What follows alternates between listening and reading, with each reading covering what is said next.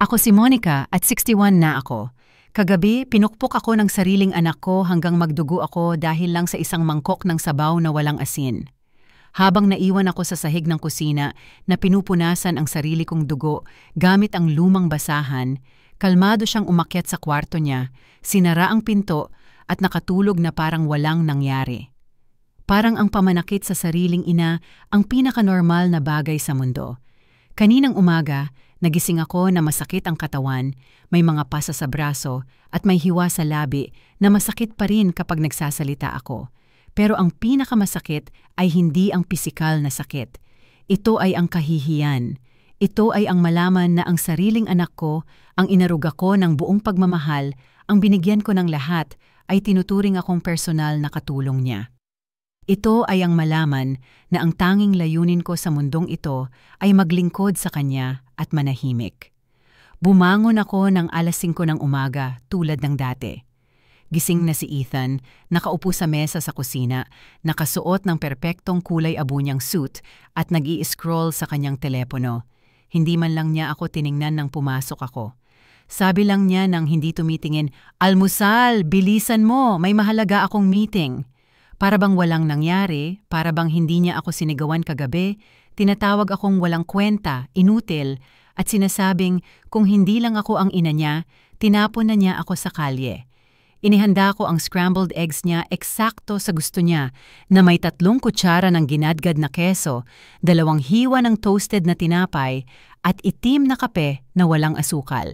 Kailangang perpekto ang lahat, nasusukat hanggang sa pinakamaliit na detalye dahil kapag may kahit kaunting mali, sumasabog siya.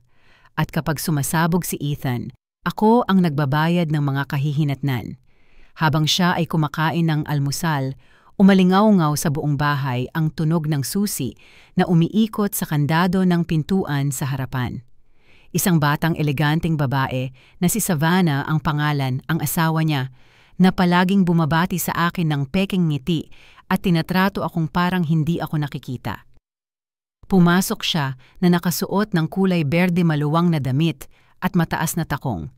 Hinalikan si Ethan sa pisngi at umupo sa mesa na para bang siya ang may-ari ng lugar.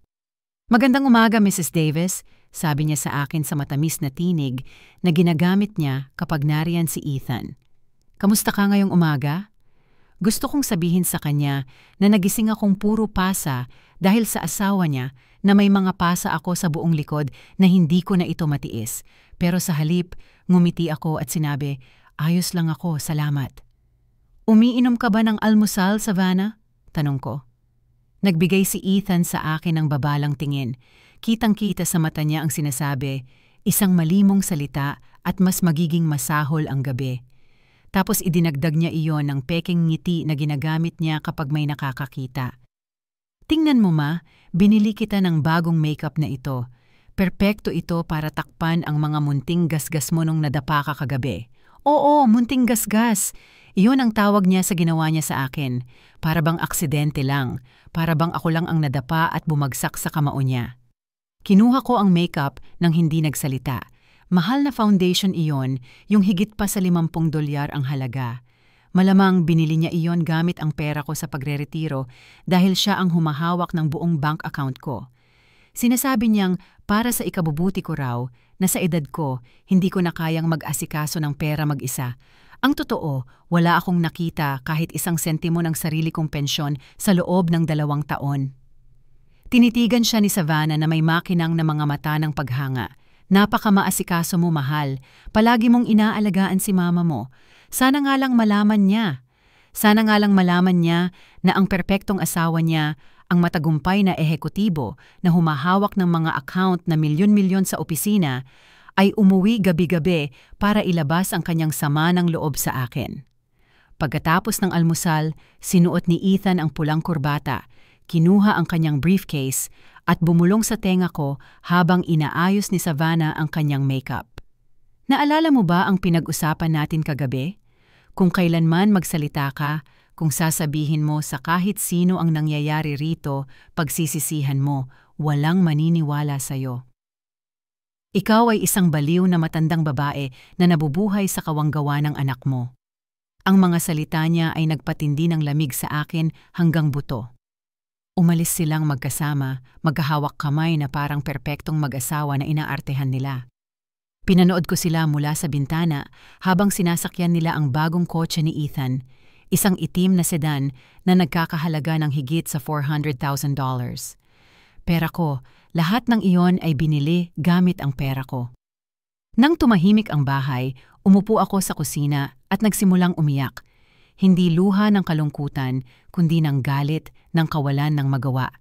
Dahil alam kong kailangan kong gumawa ng isang bagay, pero hindi ko alam kung ano. Alam kong hindi ko na kayang mabuhay ng ganito, pero hindi ko rin alam kung paano makalabas sa bangungot na ito.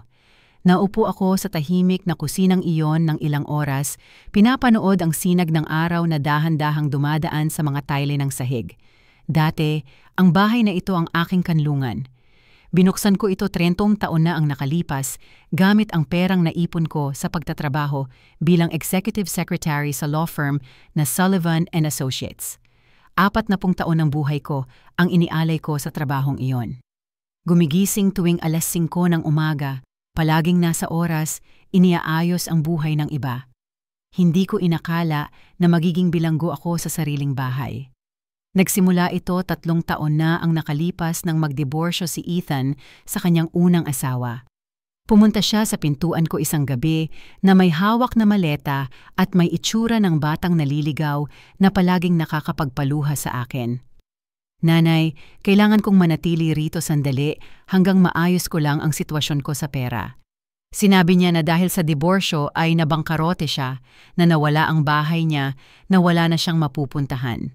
Ako, bilang hangal na ina na palagi kong ipinapakita, binuksan ko ang pintuan at ang puso ko. "Siyempre anak, tahanan mo rin ito." Ang inosente ko. Hindi ko alam na iniimbitahan ko pala ang dyablo na manirahan sa akin. Normal lang ang unang ilang buwan. Maaga siyang bumabangon, pumapasok sa trabaho, bumabalik tuwing gabi, at magkakasama kaming kumakain ng hapunan. Tinulungan pa nga niya ako sa pamimili ng groceries. Akala ko matutupad na namin ang relasyong mag-ina na matagal kong pinangarap. Pero unti-unti, nagsimulang magbago ang mga bagay. Una, maliliit lang ang mga puna. "Nanay, maalat masyado itong pagkain." "Nanay, bakit hindi mo nililinis ng maayos ang banyo?" "Nanay, masyadong kulubot ang mga damit mo. Nakakahiya, mga puna na nakasasakit." Pero pinagtuwiran ko sa isip na nai-stress lang siya dahil sa diborsyo. Pagkatapos, sinimulan na niyang manghimasok sa pananalapi ko. "Nanay, sa edad mo, hindi ka dapat humahawak ng ganoong karaming pera. Delikado. Hayaan mong tulungan kita sa mga accounts mo." At ako, na parang tanga, binigyan ko siya ng access sa bank account ko. Para lang naman tumulong, ang akala ko, anak ko siya, hindi niya ako sasaktan. Ang mali ko pala.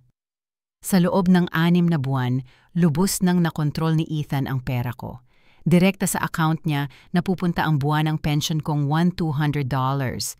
Binibigyan niya ako ng $20 bawat linggo para sa personal na gastusin, para akong bata na tumatanggap ng baon. Nang tanungin ko siya tungkol sa natitirang pera, sasabihin niya, "Ma, ini-invest ko ang ipon mo para lumago. Magtiwala ka sa akin."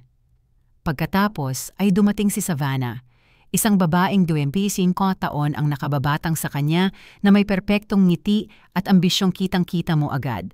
Nakilala siya ni Ethan sa opisina niya kung saan siya nagtatrabaho bilang marketing assistant.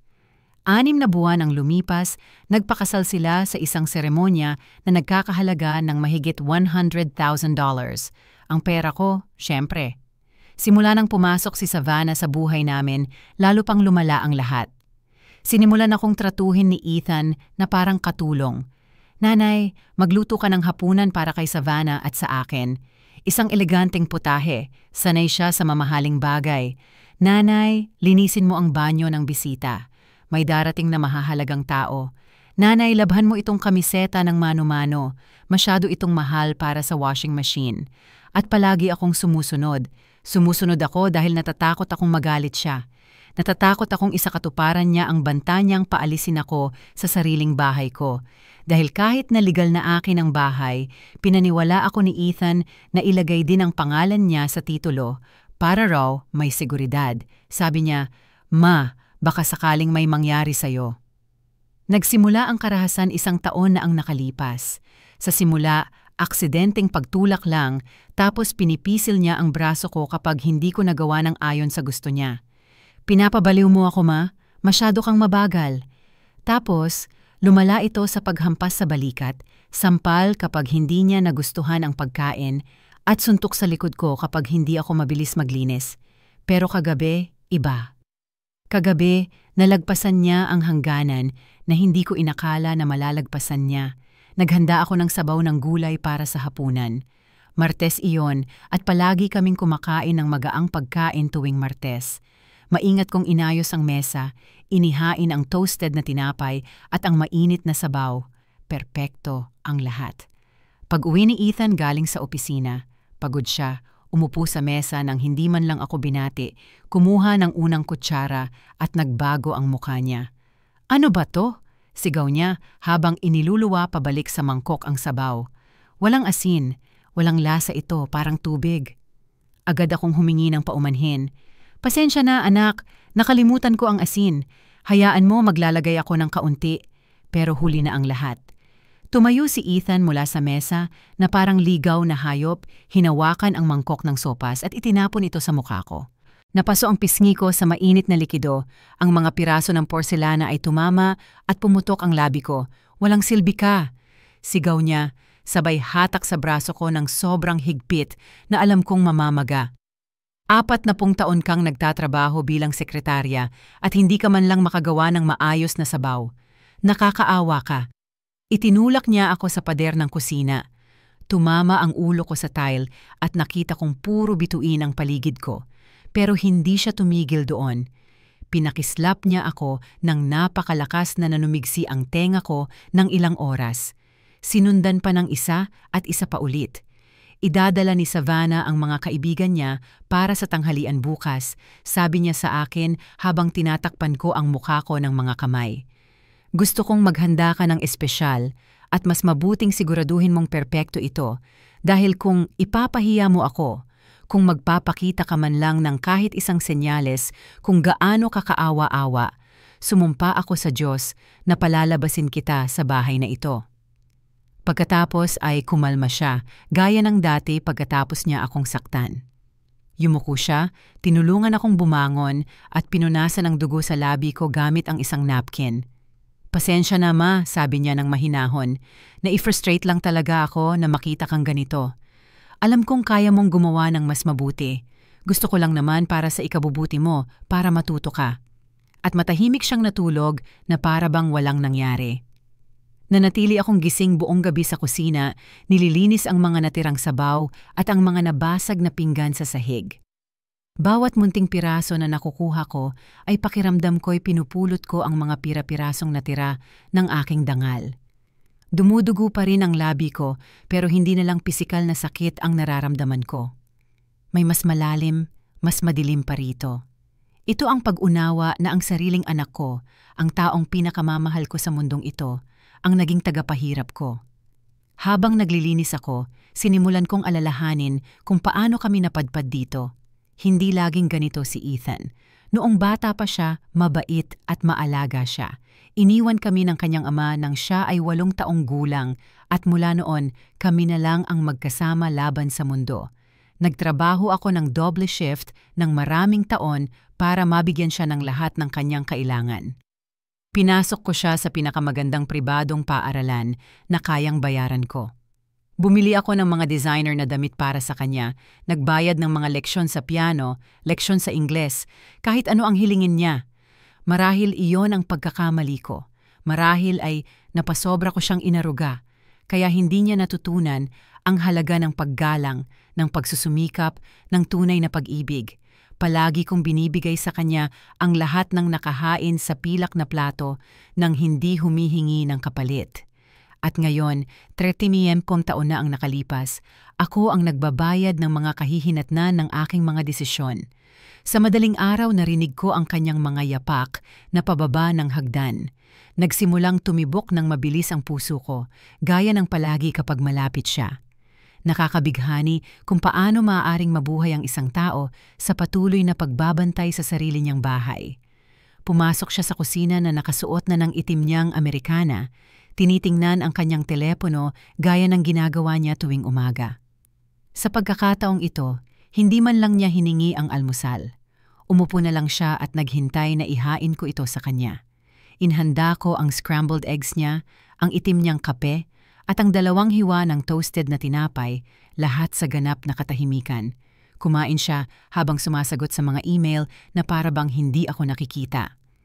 Pagsapit ng 7:30, dumating si Savannah. Sa pagkakataong ito, nakasuot siya ng masikip na dilaw na damit at high heels na umalingaw-ngaw sa sahig na parang hampas ng martilyo. Nagniningning siya gaya ng dati. Nagtataka ako kung napapansin niya ang mga pasa ko, ang mga marka sa braso ko, ang pag-uurong ko tuwing tumataas ang boses ni Ethan. "Magandang umaga, Mrs. Davis," sabi niya sa akin na may pilit ng ngiti. "Kamusta ka na ngayon?" "Ayos lang, salamat. Nagsinungaling ako gaya ng dati.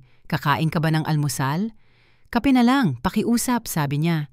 Isang maliit na tasa na may artipisyal na pampatamis. Habang inihahain ko sa kanya ang kape, napansin kong pinagmamasdan niya ako sa gilid ng kanyang mata. Tumigil ang tingin niya sa namumulang labi ko, sa pasa na sumisilip mula sa kwelyo ng blusa ko. Sa isang sandali, inakala kong baka may sabihin siya, baka itanong niya kung ano ang nangyari sa akin, pero sa halip ay lumayo lang ang tingin niya at bumalik sa kanyang telepono. Natapos si Ethan sa almusal at tiningnan akong mabuti. "Naalala mo ba ang sinabi ko sa iyo kagabi, Ma? Dadalhin ni Savannah ang 3 niyang kaibigan para sa tanghalian. Gusto kong maghanda ka ng espesyal. Pagkaing dagat, pasta, Caesar salad, mga panghimagas, at bumili ka ng puting alak. Yung dekalidad, hindi yung murang basura na nakasanayan mong bilhin." Binigyan niya ako ng 3 $20 na pera na para bang napakalaking kabutihang loob. $60 para maghanda ng tanghalian para sa 5 tao gamit ang halagang ginagastos niya sa isang kamiseta lang. At isang bagay pa, dagdag niya, habang yumuyuko para bulungan ako sa tenga nang hindi nakatingin si Savannah. "Ipahid mo yung makeup na binili ko sa'yo. Takpan mong mabuti yung mga marka na yan. Kung may magtanong sa mga kaibigan niya ng kakaiba, kung magkomento sila tungkol sa itsura mo, pagsisisiin mo. Naiintindihan mo ba ako?" Tumango ako habang nararamdaman kong nanginginig ng bahagya ang mga kamay ko. Ngumiti siya, hinalikan ang noo ko na parang perpektong anak na inaakto niya, at sabay silang umalis.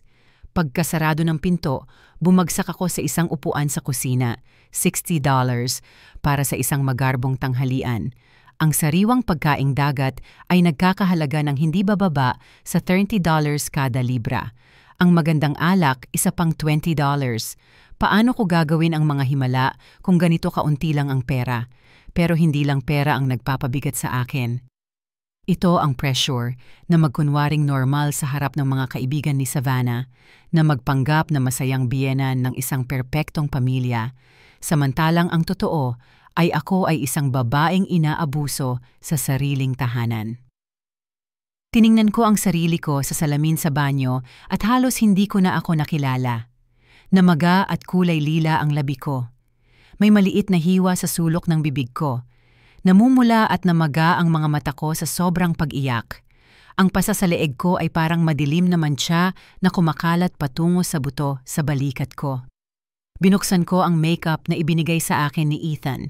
Isang mamahaling imported na brand ng foundation ito, yung klase na ginagamit araw-araw ng mga eleganteng babae tulad ni Savannah. Maingat kong inilapat ito. Tinatakpan ng bawat marka, bawat pasa, bawat piraso ng ebidensya ng totoong nangyayari sa bahay na ito. Habang naglalagay ako ng makeup, hindi ko maiwasang isipin ang lahat ng beses na ginawa ko na ito dati. Ilang umaga na akong nagising para magtago ng pasa, para mag-imbento ng dahilan tungkol sa pagkahulog at aksidente.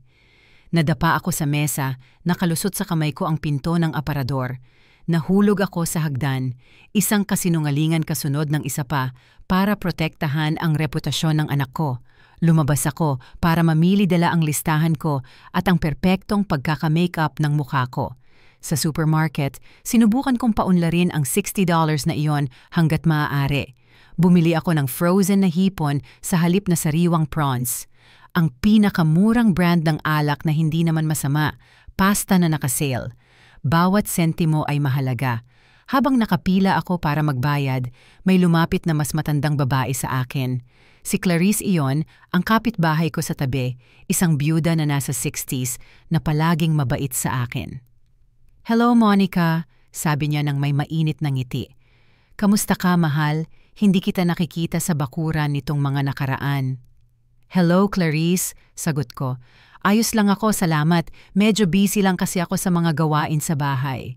Tinitigan niya ako ng mabuti at napansin kong tumitigil ang tingin niya sa labi ko sa kabila ng makeup. "Nasaktan mo ba ang bibig mo?" tanong niya nang may tunay na pag-aalala. Nagsimulang bumilis ang tibok ng puso ko.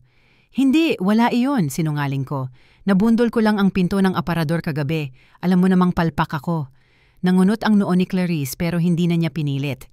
"Kung kailangan mo ng anumang tulong, alam mo naman kung saan ako nakatira. Palagi akong nasa bahay tuwing hapon." Diretso sa puso ko ang mga salita niya. Matagal na nang huli na may nag-alok sa akin ng tunay na tulong, nang may tinrato ako, nang may tunay na kabaitan. Sa isang sandali, gusto kong ikwento sa kanya ang lahat, na magmakaawa ng tulong niya, na aminin ang bangungot na pinagdadaanan ko. Pero umalingaw-ngaw sa isip ko ang boses ni Ethan. "Kung kailanman binuksan mo ang bibig mo, kung sasabihin mo sa kahit sino ang nangyayari dito, pagsisisiin mo. Walang maniniwala sa'yo. Isa ka lang matandang baliw na nabubuhay sa kawanggawa ng anak mo." "Salamat, Clarice," ang payak kong sabi. "Napakabait mo." Pumasok ako muli sa loob at nagluto ng parang baliw. Kailangan kong ihanda ang lahat bago magtanghali nang dumating sina Savannah at ang kanyang mga kaibigan. Bininilisan ko ang bahay mula itaas hanggang ibaba, inayos ko ang mesa gamit ang magagarang pinggan at naglagay ako ng mga bulaklak sa gitna. Kailangang perpekto ang lahat. Habang nagluluto ako, hindi ko maiwasang isipin ang sinabi ni Clarice. "Kung kailangan mo ng anumang bagay, alam mo kung saan ako nakatira." May hinala kaya siya? Narinig kaya niya ang mga sigaw na nanggagaling sa bahay ko tuwing gabi? Sa 11:30, tumunog ang telepono ko. Isa itong numerong hindi ko nakikilala. "Mrs. Davis?" tanong ng isang lalaki. "Opo, ako po iyan. Ako po ang accountant mula sa kumpanya ng anak ninyo, si Ethan. Kailangan naming makipag-usap sa inyo kaagad tungkol sa ilang hindi pagkakatugma sa mga account. Pwede po ba kayong pumunta sa opisina ngayong hapon?" Napatigil ang puso ko. "Hindi pagkakatugma? Hindi ko maintindihan. Mas gusto kong huwag na lang itong pag-usapan sa telepono, Ginang Davis. Pwede po ba kayong dumating ng 3:00 ngayong hapon?" Napakahalaga nito. Binaba ko ang telepono, nanginginig ang mga kamay ko. Ano kaya ang nagawa ni Ethan sa trabaho? Bakit nila ako tinatawagan? May masamang kutob sa tiyan ko, pero wala na akong oras para pag-isipan pa iyon dahil papalapit na sina Savannah at ang kanyang mga kaibigan. Tumunog ang doorbell ng eksaktong 2:00. Huminga ako ng malalim, inayos ko pa ng huli ang makeup ko at binuksan ko ang pinto. Nandoon si Savannah kasama ang 3 niyang kaibigan, lahat ay nakasuot na para bang pupunta sa isang fashion show. Mamahaling bestida, designer na bag, sapatos na mas mahal pa kaysa sa buwanang pensyon ko. "Kamusta, Mrs. Davis?" sabi ni Savannah sa matamis niyang boses na inilalaan niya para sa mga espesyal na okasyon. "Ipakikilala ko kayo sa mga kaibigan ko. Ito si Beatrice, nagtatrabaho siya sa Human Resources. Ito si Brenda mula sa Marketing Department at ito naman si Evelyn mula sa Legal." Halos tumigil ang puso ko nang marinig ko ang pangalan ni Evelyn. Hindi ito maaaring pagkakataon lang. Tiningnan ko siyang mabuti at tiyak nga siya nga iyon. Si Evelyn Brooks, ang nakababatang kapatid kong babae na hindi ko nakita ng mahigit 2 taon. Tumingin siya sa akin nang ganoon din ang gulat, pero pareho kaming nagkunwaring kalmado. Mas matalino siya kaysa sa akin, mas tuso. Agad niyang naunawaan na may kakaiba nang nangyayari, lalo na nang makita niya ang makeup sa mukha ko at ang nerbyosong kilos ko. "Ikinalulugod kitang makilala, Mrs. Davis," ang formal niyang sabi sa akin, na para bang hindi niya ako kilala. "Marami na ang ikinuwento sa amin ng manugang mong babae tungkol sa iyo." Ipinapasok ko sila sa silid kainan kung saan inilatag ko ang pinakamagandang kubyertos, ang mga pinggang porselana na minana ko sa aking ina, at ang mga basong kristal na para lamang sa mga espesyal na okasyon. Elegante ang lahat ng tanawin, ayon nga sa hiling ni Ethan. Nagsilbi ako ng tanghalian, pinipilit kong panatilihing matatag ang aking mga kamay. Maganda ang pagkakagawa ng shrimp pasta sa kabila ng limitadong budget. Mukhang sariwa ang Caesar salad. Mainit ang tinapay. Nakagawa pa nga ako ng simpleng tiramisu para sa panghimagas. Kumain at nag-usap ang mga babae tungkol sa trabaho, sa buhay nila at sa mga plano nila para sa katapusan ng linggo. Paulit pa ako sa kusina, nagsisilbi pa ng mas maraming alak at nag-aalis ng mga plato gaya ng isang perpektong hostess na dapat sana ay ako. Ngunit hindi ako tinanggal ng tingin ni Evelyn. Kilala ko ang tingin na iyon. Ganoon din ang tingin niya noong bata pa kami at alam niyang may tinatago ako. Sa buong pagkain, maingat niya akong pinagmamasdan, pinag-aaralan ang bawat galaw ko. Masarap ang pagkain, komento ni Beatrice. Ikaw lang ba ang nagluto ng lahat ng ito, Mrs. Davis? Oo, mahilig akong magluto, sagot ko ng pilit ng ngiti. Kasiyahan ito kapag para sa mga kaaya-ayang tao tulad ninyo.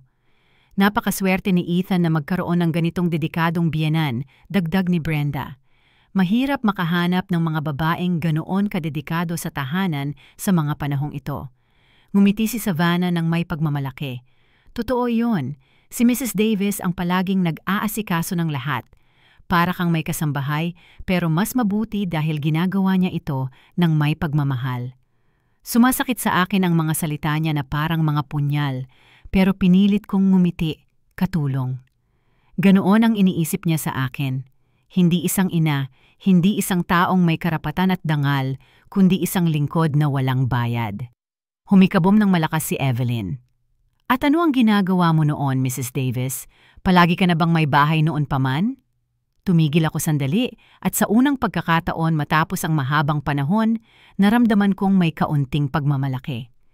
Nagtatrabaho ako ng 40 taon bilang executive secretary sa law firm na Sullivan & Associates. Nagretiro ako 3 taon na ang nakalipas. Namayagpag ang mga mata ni Evelyn. Ang Sullivan & Associates ay isa sa mga pinakaprestihiyosong firm sa lungsod kung saan siya nagtrabaho bilang intern noong nag-aaral siya ng batas. Kawili-wili, wika niya. Kilala ko ang firmang iyon. Maganda ang reputasyon nila. Marami ka sigurong nakilalang mahahalagang tao sa lahat ng taong iyon. Oo, sagot ko ng mas taos-pusong ngiti. Nakilala ko ang mga hukom, mga taga-usig, mga mahahalagang abogado. Nakatulong pa nga ako sa ilang malalaking kaso. Palagi sabi ni Ginoong Sullivan na hindi ako mapapalitan. Mukhang hindi komportable si Savannah sa takbo ng usapan. Ayaw niya na ako ang sentro ng atensyon o pinag-uusapan ng aking mga tagumpay sa propesyon. Agad niyang pinalit ang paksa. Pero ngayon ay retirado na si Ginang Davis at tinatamasa na ang kanyang nararapat na pahinga, sabi niya nang may peking ngiti. Si Ethan ang bahala sa lahat, sa kanyang pinansyal, sa kanyang mga pangangailangan. Napaka-responsableng anak niya. Tinitigan ako ni Evelyn nang mabuti nang sabihin iyon ni Savannah. Kilala ko ang kapatid ko at alam kong kakaiba ang tunog ng mga salitang iyon sa kanya. Ang isang babaeng nagtrabaho ng 40 taon sa isang mahahalagang law firm ay hindi kailangan ng kanyang anak na lalaki para asikasuhin ang kanyang pinansyal. Nagpatuloy ang tanghalian sa mga walang kwentang usapan, pero nararamdaman kong tumitindi ang tensyon. Patuloy akong tinitingnan ni Evelyn at alam kong napansin niyang may kakaiba. Nang pumunta ako sa kusina para kunin ang panghimagas, sinundan niya ako. Kailangan mo ba ng tulong? Tanong niya, pero hinahanap niya talaga ang pagkakataong makausap akong mag-isa. Hindi, salamat. Ayos lang ang lahat. Sagot ko, iniiwas ang tingin ko sa kanya. Monica, wika niya sa mababang boses, gamit ang tunay kong pangalan sa unang pagkakataon ng hapon na iyon. Ayos ka lang ba? Para kang iba ngayon. Sa isang sandali, bumagsak ang lahat ng depensa ko. Gusto ko siyang yakapin, sabihan ng lahat ng bagay, pagmasdan siyang tulungan ako. Ngunit sa sandaling iyon, narinig ko ang susi ni Ethan sa pintuan sa harapan. Mas maaga siyang umuwi galing sa trabaho kaysa sa karaniwan.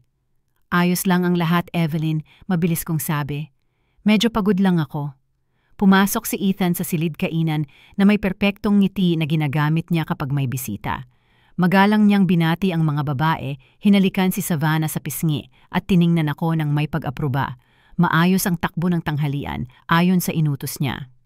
"Kamusta na ang pinakamagagandang babae sa opisina?" Sabi niya na may pekeng karismang ipinapakita niya sa publiko.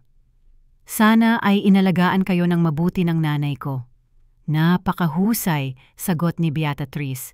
"Kaakit-akit ang iyong ina." Inilagay ni Ethan ang kamay niya sa balikat ko at kusang loob akong nanigas. Naramdaman niya ang reaksyon ko at higpitan pa niya ang pagkakahawak, isang tahimik na babala. "Siya ang pinakamahusay na ina sa mundo," sabi niya, ngunit ang mga daliri niya ay sumusundot sa balikat ko sa ilalim ng blusa ko. Laging nagmamalasakit sa lahat, laging iniaalay ang sarili para sa pamilya. Nagsimulang magpaalam ang mga babae pagkatapos ng panghimagas. Si Evelyn ang huling umalis at bago siya lumabas ng pinto, hinawakan niya ang kamay ko. "Ikinalulugod kitang makilala, Mrs. Davis," sabi niya ng malakas para marinig ni Ethan. Pero pagkatapos ay bumulong siya sa tenga ko, "Magkikita tayo agad." Nang wala na silang lahat, isinara ni Ethan ang pinto at tuluyang nagbago ang kanyang ekspresyon. Nawala ang maskara ng perpektong anak at muling naging halimaw siya gaya ng dati. "Magaling ka," malamig niyang sabi sa akin. "Sa wakas, hindi mo ako pinahiya. Hindi iyon papuri. Kumpirmasyon iyon na nagampanan ko ang tungkulin ko bilang lingkod." Habang tinitipon ko ang mga pinggan at nililinis ang silid kainan, pumunta siya sa kanyang silid para magpalit ng damit. Pero bago siya umalis, pinaalalahanan niya ako, "Aba, darating ang technician bukas para suriin ang computer mo." Sabi niya, "Nagbabrowse ka raw ng ilang kakaibang website." Nanlamig ang dugo ko. Wala akong sarili kong computer. Ginagamit ko lang ang sa kanya kapag kailangan ko. At ang tanging mga kakaibang bagay na in-search ko kamakailan ay mga website tungkol sa pananakit sa loob ng tahanan, mga kanlungan para sa mga babaeng binubugbog at mga helpline.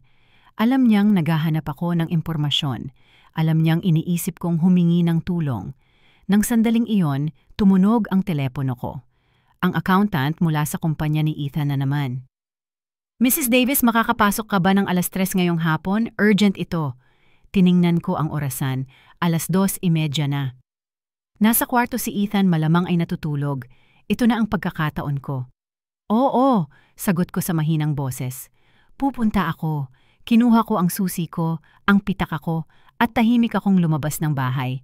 Hindi ko alam kung ano ang naghihintay sa akin sa opisina na iyon, pero pakiramdam ko ay magbabago ng tuluyan ang buhay ko. Habang naglalakad ako papunta sa hintuan ng bus, naalala ko ang sinabi ni Evelyn, "Magkikita tayo agad." May napansin ang kapatid ko at sa unang pagkakataon matapos ang mahabang panahon, nakaramdam ako ng kaunting sulo ng pag-asa. Ang gusaling pang-opisina kung saan nagtatrabaho si Ethan ay isa sa mga makabagong skyscraper sa downtown, puro salamin at bakal, na nakakahimok ng paggalang mula sa kalye. Hindi pa ako nakapunta doon dati. Sa lahat ng mga taong ito, pinanatili ng anak ko ang kanyang buhay-trabaho nang hiwalay sa akin, na para bang ito ay isang lihim na hindi ko dapat malaman. Pumunta ako sa ika-18 palapag kung saan naroroon ang mga opisina ng Northern Business Corporation. Ang receptionist, isang dalagang babae na may profesional na ngiti, ang nagturo sa akin sa opisina ng accountant. Mabilis na tumitibok ang puso ko, akala ko maririnig ito ng lahat. Binalita ako ni Mrs. Davis, isang lalaking nasa 50 gulang na may salamin at nakapormal na Amerikana. "Ako si Adrian Castillo, ang pangkalahatang accountant ng kumpanya. Salamat sa pagdating mo agad." Umupo ako sa harap ng kanyang mesa at sinubukang magpakalma kahit na nanginginig ako sa loob. Seryoso ang kanyang mga mata na lalo pa akong kinabahan. "Ma'am, kailangan ko kayong tanungin ng ilang bagay tungkol sa inyong bank account," simula niya habang binubuksan ang isang folder na puno ng mga dokumento, partikular tungkol sa ilang galaw na nadetect namin nitong mga nakaraang buwan. "Hindi ko maintindihan," sabi ko nang nanginginig ang boses. "Anong kinalaman ng account ko sa kumpanya?" Tiningnan ako ni Adrienne na tila pinaghalong awa at pag-aalala. Ginang Davis, nadiskubre namin na ginagamit ng anak ninyo na si Ethan ang pondo ng kumpanya para magpadala ng pera sa personal ninyong bank account. Mga transfer na sa kanya hinihila mula sa account ninyo. Parang sinuntok ako sa sikmura. Hindi iyon maaaring totoo. Si Ethan ay isang huwarang empleyado. Hindi niya kailanman gagawin ang ganong bagay. Ngunit sa takot namin, ginawa niya, sabi ni Adrian, habang ipinapakita sa akin ang ilang dokumento. Sa nakaraang 6 na buwan, nakalipat niya ng lampas $50,000 na pondo ng kumpanya. Una munang lumalabas ang pera sa kanyang personal na account, ngunit agad itong inililipat sa account na pag-aari ninyong magkasama. Gumuho ang mundo ko, $50,000. Hindi lang niya ako pisikal na inaabuso. Ginagamit niya ako bilang hindi sinasadyang kasabwat sa kanyang mga pagnanakaw. Pero wala akong alam, sabi ko ng desperado. Siya ang humahawak ng buong bank account ko. Hindi ako nag-aaproba ng anumang transfer. Alam namin, sabi ni Adrian ng mahinahon. Kaya tinawagan kita bago magpatuloy ng legal. Kailangan naming ikaw ang magsampa ng formal na reklamo para sa maling paggamit ng iyong bank account. Ito lang ang paraan para malinis ang iyong pangalan sa usaping ito. Naramdaman kong mauhuramlay. Hindi lang ako biktima ng karahasan sa tahanan, kundi pati na rin ng panlilinlang pinansyal. At ang pinakamasama sa lahat, ginawa akong kasabwat ng sariling anak ko nang hindi ko namamalayan. Ano ang mangyayari kay Ethan? Tanong ko, kahit alam ko na ang sagot. Kung isusumite mo ang reklamo, siya ay maaaresto dahil sa panlilinlang sa pondo ng korporasyon at mapanlinlang na paggamit ng mga bank account. Ito ay mga seryosong krimen na maaaring magdulot ng FIMO hanggang 10 taong pagkakakulong. Umalis ako sa opisina na iyon na lubos na nagulat. Naglakad ako sa mga kalye ng sentro ng lungsod ng ilang oras ng walang direksyon, sinusubukang iproseso ang lahat ng impormasyon. Ang anak ko ay isang magnanakaw, isang kriminal, at ako ay naging kasangkapan niya nang hindi ko namamalayan. Nang makauwi rin ako, 6:00 na ng gabi. Nasa sala si Ethan, nanonood ng telebisyon na parabang normal lang ang araw. Nang makita niya akong pumasok, tiningnan niya ako nang may pagmamataas na lagi niyang ipinapakita. "Saan ka nagpunta?" tanong niya nang may pag-akusa. "Umuwi ako galing sa trabaho at wala ka rito. Magulo ang bahay pagkatapos ng tanghalian." Sa unang pagkakataon sa loob ng maraming taon, tiningnan ko siya ng diretso sa mata nang hindi inaibaba ang aking tingin. "Nasa opisina ka." Agad na nagbago ang kanyang ekspresyon. Nabiyak ang maskara ng kontrol ng saglit at nakita ko ang takot sa kanyang mga mata. "Anong sinabi mo?" "Nasa opisina ka, Ethan. Nakausap ko ang accountant. Alam ko na ang ginagawa mo." Dahan-dahan siyang bumangon mula sa sopa na parang mandaragit na naghahanda umatake. "Hindi ko alam ang sinasabi mo, ma. Sa tingin ko, nalilito ka. $50,000? Sabi ko, habang tumitibay ang boses ko, $50,000 na ninakaw mo mula sa kumpanya ninyo gamit ang bank account ko. Lumapit si Ethan sa akin at sa unang pagkakataon, matapos ang matagal na panahon, hindi ako umatras. May nagbago sa akin noong hapon na iyon. Marahil dahil sa pag-alam na hindi ako nag-iisa, na may iba pang nakakaalam ng katotohanan. "Pakinggan mo ako, gago kang matanda," sabi niya sa mababang boses na puno ng banta. "Wala kang alam sa sinasabi mo. Akin ang perang iyon ayon sa karapatan. Utang mo sa akin ang lahat ng inilaan ko para sa iyo sa mga taong ito. Ang pagkain kinakain mo, ang bubong na pambabali mo, ang mga damit na suot mo. Sa sarili kong pera, ang sagot ko, ang aking pensyon, ang aking ipon, ang perang kinita ko sa loob ng 40 taon na pagtatrabaho." Hinawakan niya ang braso ko, pero sa pagkakataong ito, hindi na ako nanahimik. "Bitawan mo ako." Sumigaw ako ng buong lakas ko. Sobrang nagulat siya sa reaksyon ko, kaya binitawan nga niya ako. Sa loob ng 3 taon, naging tahimik akong biktima niya. At ngayon, sa unang pagkakataon, sumisigaw ako sa kanya. "Baliw ka," sabi niya, pero hindi na kasing kumpiyansa ang boses niya. "Walang maniniwala sa'yo. Isa kang matandang babaeng pasaway na hindi alam ang sinasabi niya." "Naniniwala sa akin ang accountant," sabi ko sa kanya. Nagsasalita para sa sarili ang mga dokumento, nakatala ang mga transfer, lahat ay nakadokumento. Tumahimik si Ethan ng ilang segundo, pinoproseso ang impormasyon. Pagkatapos ay lalo pang tumigas ang kanyang muka. Kung magsasalita ka, kung magsasampa ka ng anumang reklamo, ipinapangako kong wawasakin kita. Binalaan niya ako. Ang bahay na ito ay nakapangalan din sa akin. Maaari kitang paalisin sa kalye bukas. At kung wala ang tulong ko, kung wala ang pera ko, mamamatay kang mag-isa na parang aso. Ngunit sa unang pagkakataon, hindi ako natakot sa mga banta niya. May kakaiba sa akin, isang lakas na hindi ko alam na taglay ko.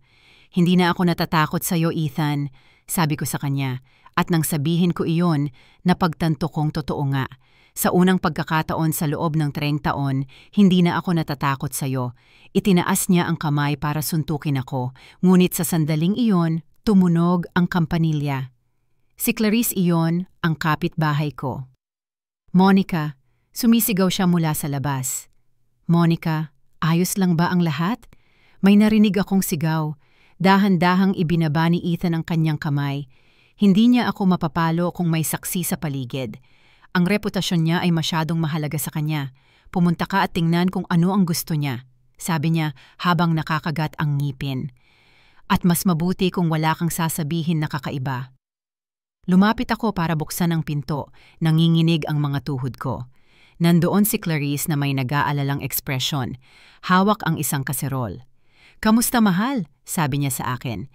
"Dinala ko ang nilutong stew para sa'yo, pero may narinig akong malalakas na boses kaya nag-alala ako." Sa likod niya, nakita kong may isa pang babae na kasama niya. Si Evelyn iyon, kapatid ko. Nakakaswal na damit siya at nakatali ang buhok niya sa likod, pero agad ko siyang nakilala. "Kamusta?" sabi ni Evelyn, nagpapanggap na hindi niya ako kilala. "Bago pa lang ako rito sa kapitbahayan at bumisita lang ako kay Mrs. Davis. Sana hindi ka namin naaabala." Lumitaw si Ethan sa likod ko. Perpekto ang kanyang pekeng ngiti. "Walang problema, mga Ginoo." Medyo nabahala ang nanay ko dahil nasunog niya ang hapunan. Alam mo naman kung paano mag-alala ang mga matatandang babae sa ganitong bagay. Tinitigan siya ni Clarice na hindi ko maunawaan ang ekspresyon. "Sige," sabi niya. "O Monica, narito na ang pagkain. At tandaan mo, kung kailangan mo ng kahit ano, nasa katabing bahay lang ako." Tinitigan ako ni Evelyn ng diretso sa mata. "Opo, Ginang Davis. Anumang kailangan mo, araw man o gabi." Nang umalis sila, binagsak ni Ethan ang pinto. "Hey nako, ang mga matatandang mausisang babae," bulong niya. Pero hindi pa tapos ito. "Bukas pupunta tayo sa bangko nang magkasama at pipirmahan mo lahat ng papilis na sasabihin kong pirmaan mo. Iurong mo ang reklamo na malamang ay naisampa mo na at sasabihin mong malaking hindi pagkakaunawaan lang ito. Hindi, ang sabi ko ng payak. Anong ibig mong sabihin hindi? Hindi ako pipirma ng kahit ano. Hindi ko babawiin ang reklamo at hindi na ako magiging kasabwat sa mga pagnanakaw mo." Tinitigan ako ni Ethan ng galit na hindi ko pa kailanman nakita. Para bang tuluyan na niyang tinanggal ang lahat ng kanyang mga maskara at ipinapakita sa akin ang kanyang tunay na pagkatao. "Sige," ang sabi niya ng kalmadong nakakatakot pa kaysa sa kanyang pagsigaw.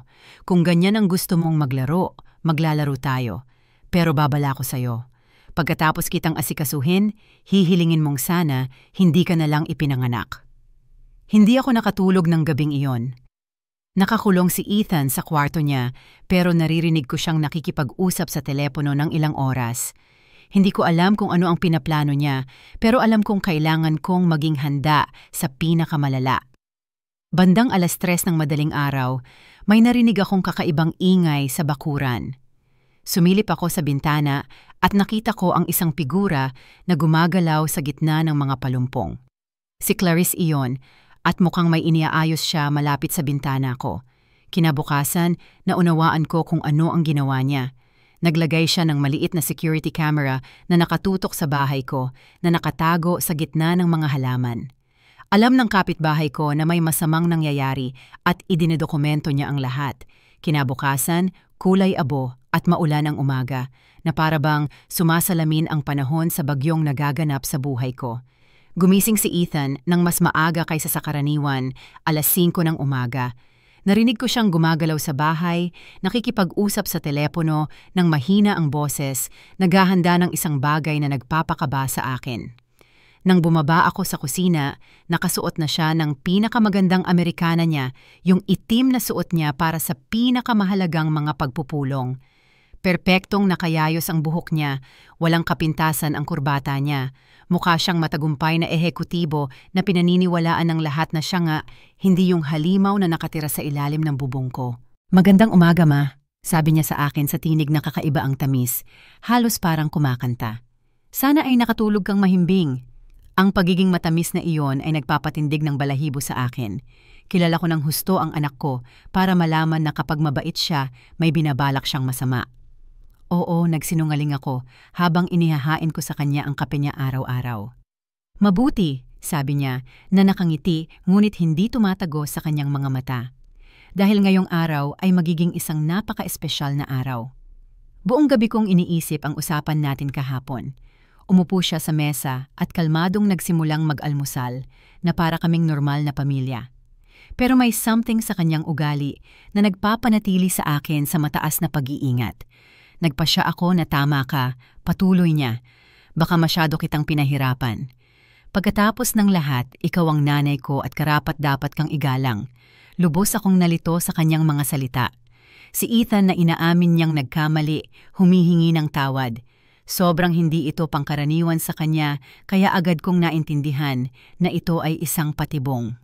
Kaya, patuloy niya habang pinapahira ng mantikilya ang kaniyang toast, "Magkakasama tayong pupunta sa bangko ngayon. Lilinisin natin ang buong hindi pagkakaunawaan tungkol sa kumpanya ko.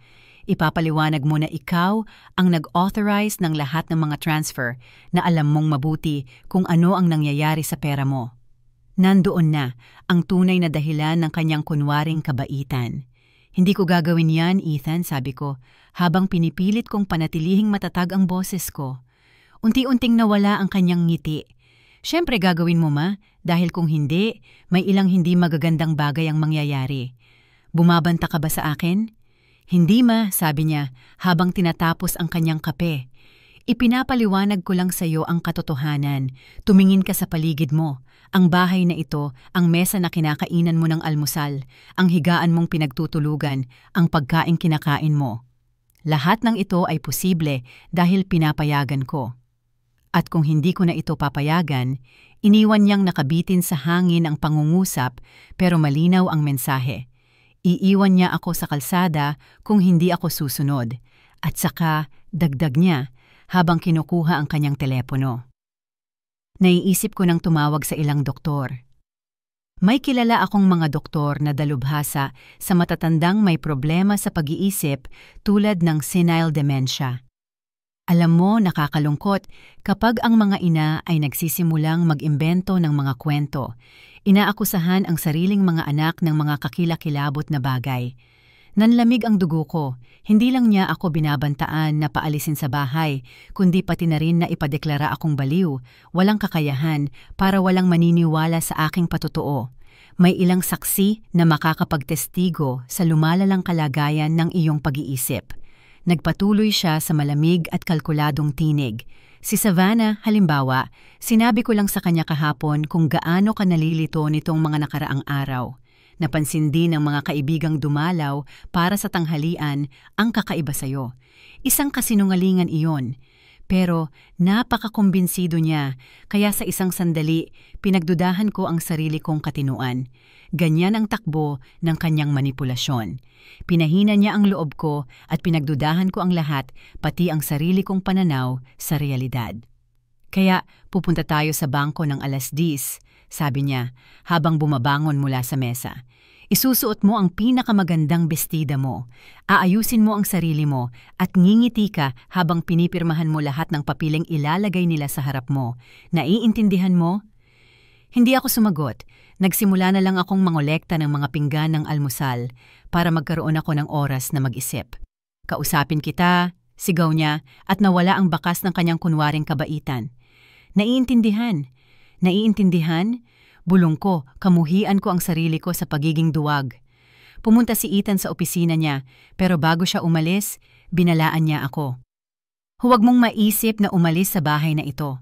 Huwag mong maisip na kausapin ang kahit sino sa telepono. Babalik ako ng 9:30 para dalhin ka sa bangko. Pagkasara ng pinto, bumagsak ako sa isang upuan sa kusina at nagsimulang umiyak. Hindi luha ng kalungkutan, kundi ng sukdulang galit. Galit sa kanya, pero higit sa lahat, galit sa sarili ko dahil hinayaan kong umabot sa ganito ang lahat.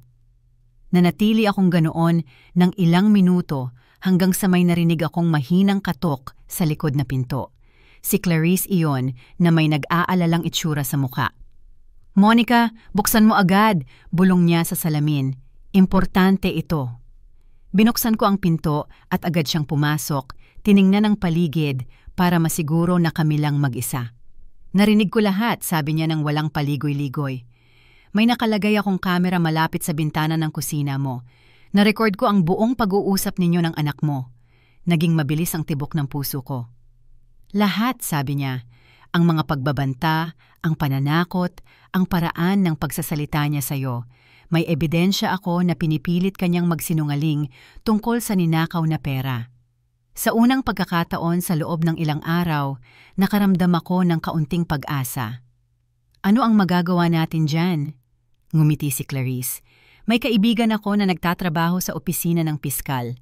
Ang pangalan niya ay Brenda at dalubhasa siya sa mga kaso ng pang-aabuso sa tahanan at panlilinlang sa pananalapi.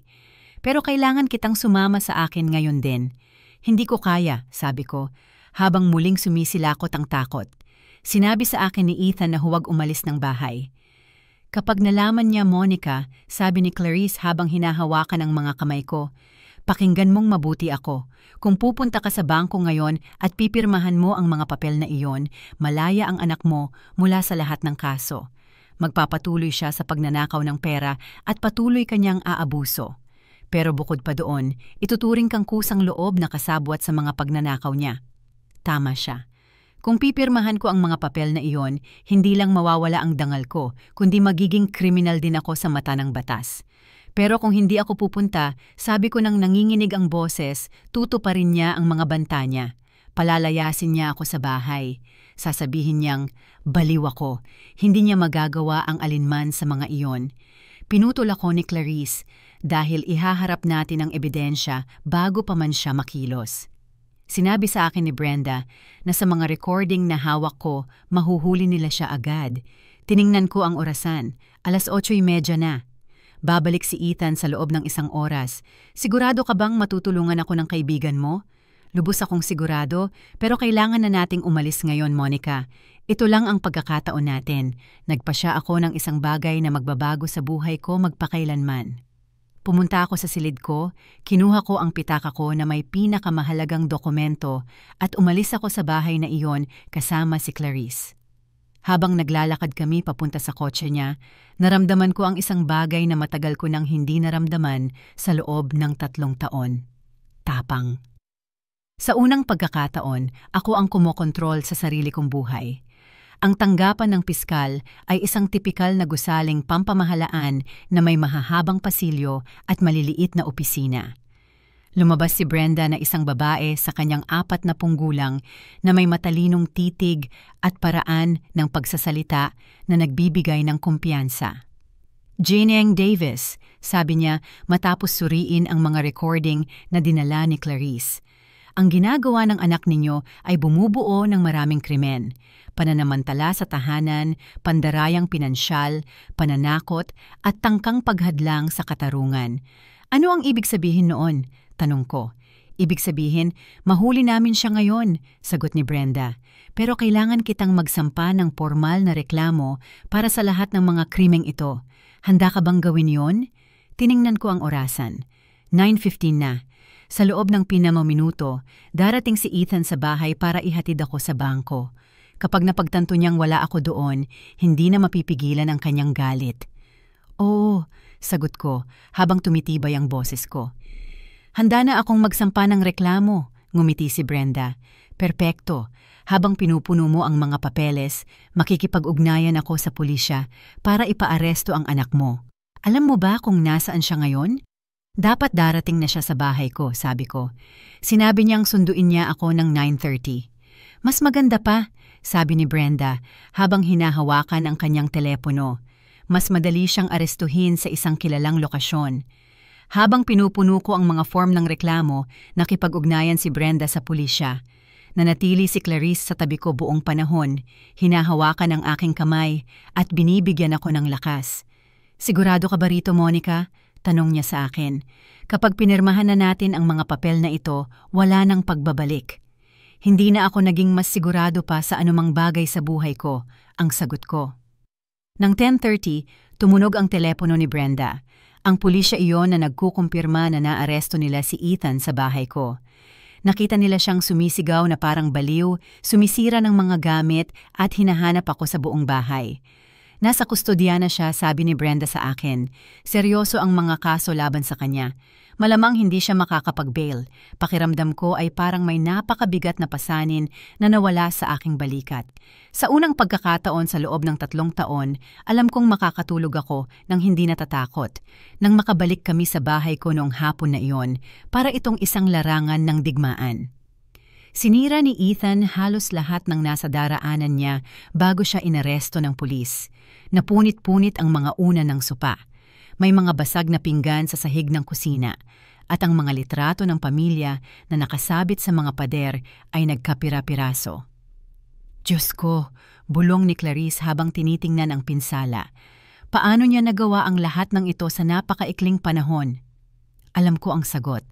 Alam ko ang bulag na galit ni Ethan kapag hindi pumabor sa kanya ang mga bagay. Nakita ko na ang galit na iyon dati, pero hindi kailanman nakatuon sa mga walang buhay na bagay.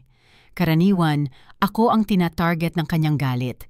Si Brenda, na sumama sa amin para idokumento ang pinsala, ay kumukuha ng litrato ng lahat ng bagay. Magiging karagdagang ebidensya ito ng kanyang marahas na pag-uugali, paliwanag niya. Pagsira ng ari-arian habang nasa isang pagsabog ng galit. Makikita ng hukom kung anong klaseng tao ang anak mo. Habang nililinis namin ang nabasag na salamin at tinitipon ang mga piraso ng dati kong buhay, biglang tumunog nang paulit-ulit ang telepono ko. Isa itong hindi kilalang numero. Huwag mong sagutin, babala ni Brenda sa akin. Malamang siya yan na tumatawag mula sa kulungan. Hayaan mo na lang na mapunta sa voicemail. Sa katunayan, nang tiningnan ko ang mga mensahe, boses ni Ethan nga iyon, pero ibang-iba ang tunog. Hindi na iyon ang nakakatakot na halimaw noong umaga. Iyon ang natatakot na batang pinagkunwari niyang siya noong gusto niya akong manipulahin. Ma, sabi ng boses niya na nanginginig sa recording. Ma, pakiusap, kunin mo ako rito. Lahat ng ito ay isang maling pagkakaintindi. Hindi ko kailanman sinadya na saktan ka. Alam mong mahal kita. Ikaw ang pinakamahalaga sa buhay ko. Pakiusap, ma, huwag mo akong hayaang mabulok dito sa kulungan. Anak kita, ang nag-iisang anak mo. Nagtira siya ng 5 magkakaparehong mensahe na ang bawat isa ay mas desperado kaysa sa nauna. Sa huli, umiiyak na siya. Bahagi iyon ng kanyang estratehiya sa manipulasyon, paliwanag ni Brenda sa akin. Una ang karahasan at pagbabanta, ngayon naman ay pagiging biktima at pagpapahamak sa konsensya. Karaniwang pattern ito sa mga nang-aabuso. Kahit na lohikal kong naintindihan kung ano ang nangyayari, ang marinig ang pag-iyak ng anak ko ay sumakit sa puso ko. Sa loob ng 30 kong taon, siya ang aking sanggol, ang dahilan ng aking pag-iral. Mahirap paghiwalayin ang halimaw na siya ngayon mula sa batang dati niyang anyo. Okay ka lang ba? Tanong ni Clarice nang mapansin niya ang ekspresyon ko. Komplikado, inamin ko. Alam kong tama ang ginawa ko, pero anak ko pa rin siya. Nang gabing iyon, pinilit ako ni Clarice na manatili sa bahay nila. Hindi ligtas ang bahay mo ngayon, sabi niya sa akin. May mga kaibigan si Ethan at baka pati si Savannah, baka may dumating na maghihiganti. Tama siya. Sa mga voicemail, nabanggit ni Ethan na si Savannah ang humahawak ng mga bagay mula sa labas. Hindi ko alam kung ano talaga ang ibig sabihin noon, pero natatakot akong malaman. Maliit pero komportable ang bahay ni Claricea. May silid pang bisita ito na may isang kama at maliit na mesa. Ito ang silid ng anak kong babae bago siya nag-asawa, paliwanag niya.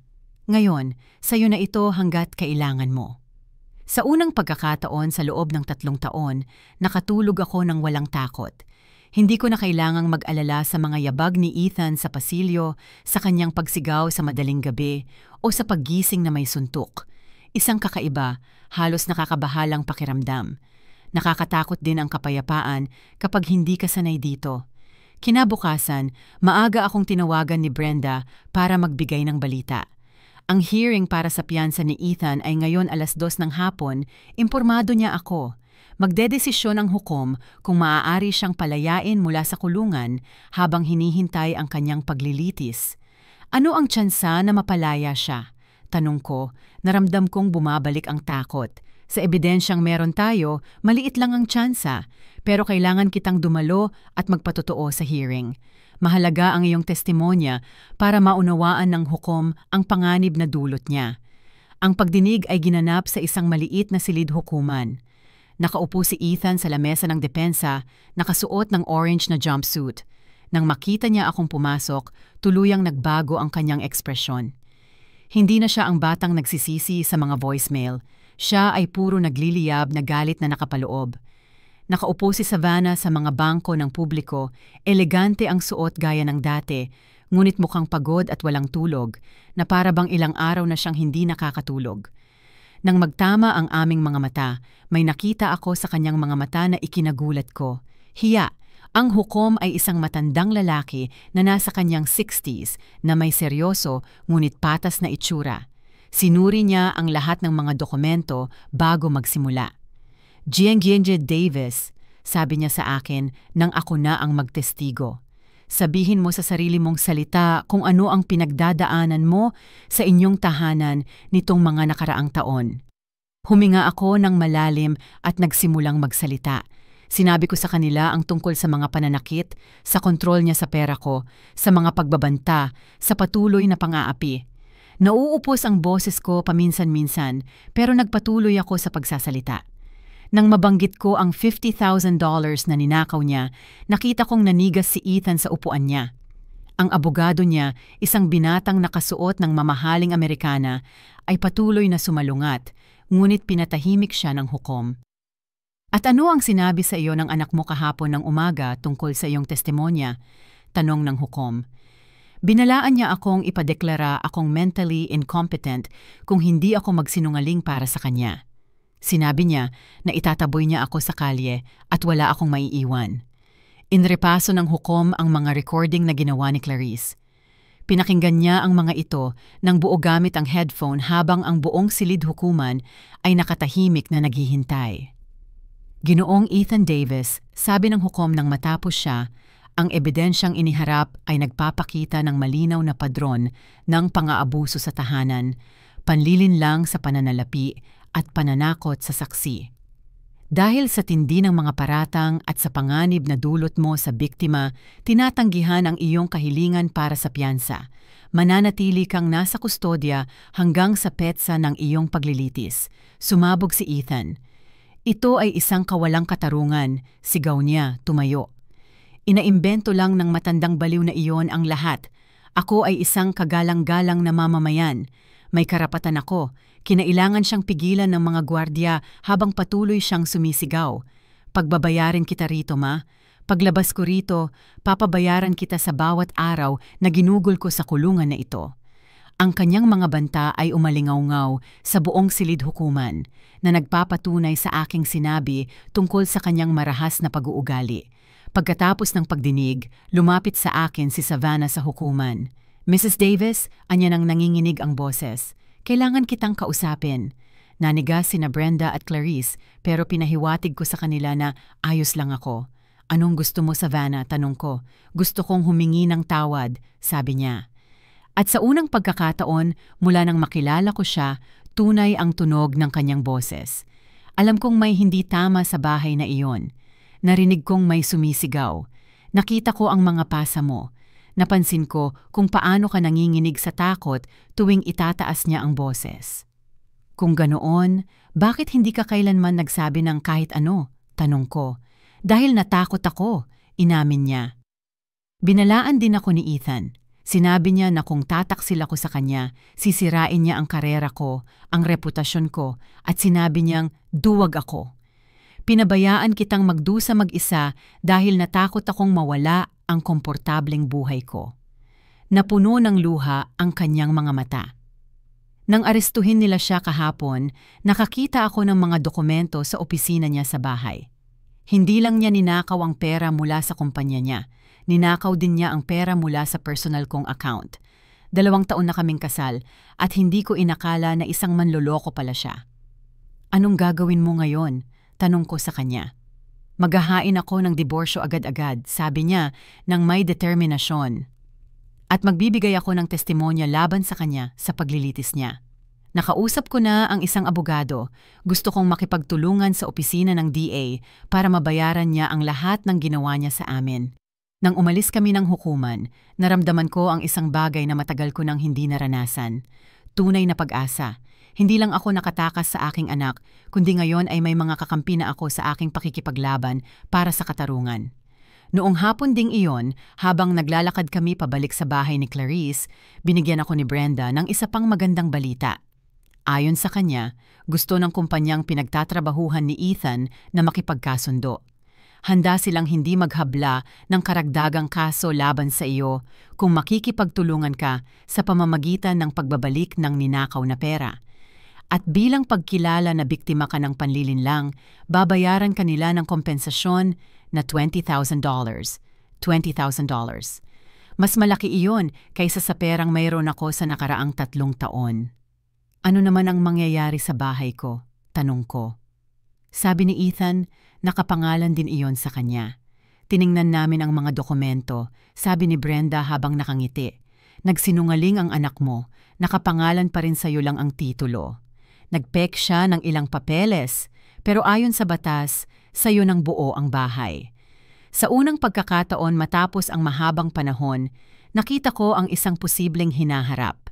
Isang hinaharap kung saan maaari akong mabuhay ng walang takot, kung saan makakagawa ako ng sarili kong mga desisyon, kung saan magiging may-ari ako ng sarili kong buhay.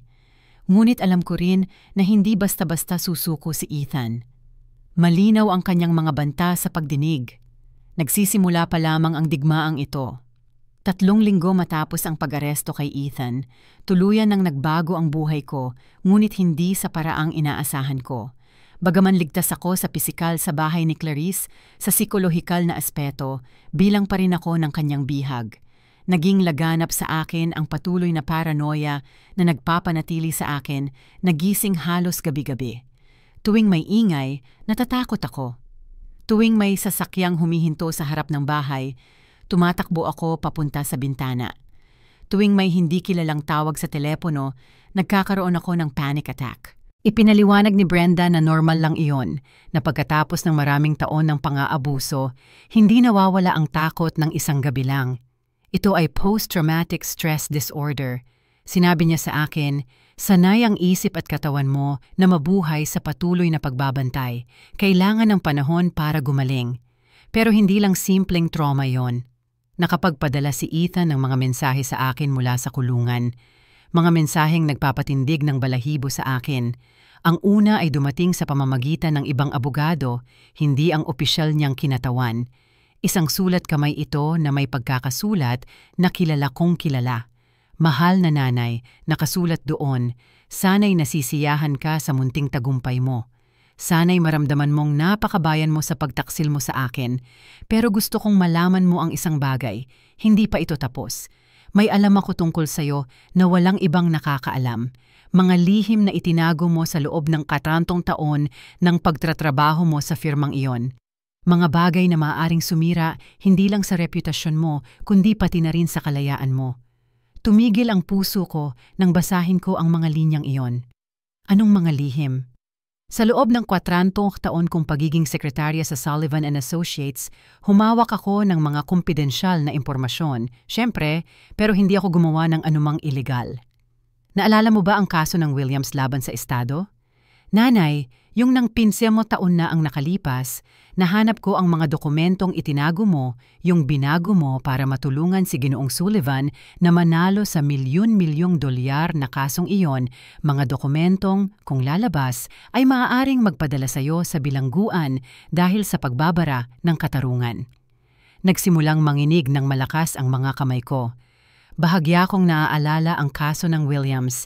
Isang mahirap na kaso iyon kung saan kinatawan ng firm ang isang kumpanyang parmasyutiko na inakusahan ng pagtatago ng nakamamatay na side effects ng isang gamot. Hiniling sa akin ni Ginoong Sullivan na ayusin ang ilang dokumento para alisin ang ilang memo na maaaring makasakit sa kliyente niya. Akala ko normal lang iyon at bahagi ng trabaho ko bilang isang sekretarya.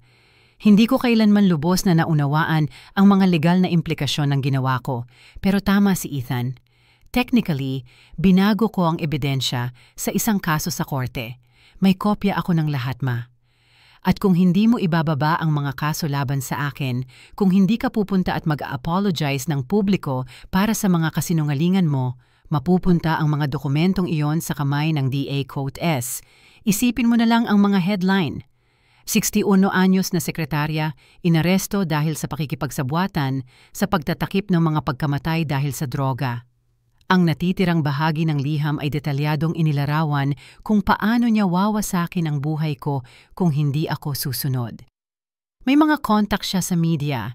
Kilala niya ang mga mamamahayag na magbabayad ng malaki para sa isang kwento ng katiwalian sa hudikatura. Ang litrato ko ay lalabas sa lahat ng pahayagan. Ang pangalan ko ay mananatiling kaugnay ng isang iskandalo. Nang makita akong umiiyak ni Clarice na hawak ko ang liham, agad niyang tinawagan si Brenda. "Malinaw na blackmail ito," sabi ni Brenda matapos basahin ang liham. "Pero kailangan nating malaman kung may katotohanan ang mga banta niya. Ano ba talaga ang naaalala mo tungkol sa kasong Williams?" Sinabi ko sa kanya ang lahat ng naaalala ko, kasama na ang mga tagubiling ibinigay sa akin ni Ginoong Sullivan tungkol sa pag-aayos muli ng mga dokumento. "Alam mo bang maaaring labag sa batas ang ginagawa mo?" tanong niya sa akin. "Hindi, ang totoo kong sagot. Sumusunod lang ako sa utos." Sinabi sa akin ni Ginoong Sullivan na karaniwang pamamaraan iyon para protektahan ang pagiging kumpidensyal ng kliyente. Sumaglit si Brenda. "Ayon sa batas, hindi dahilan ang kamangmangan.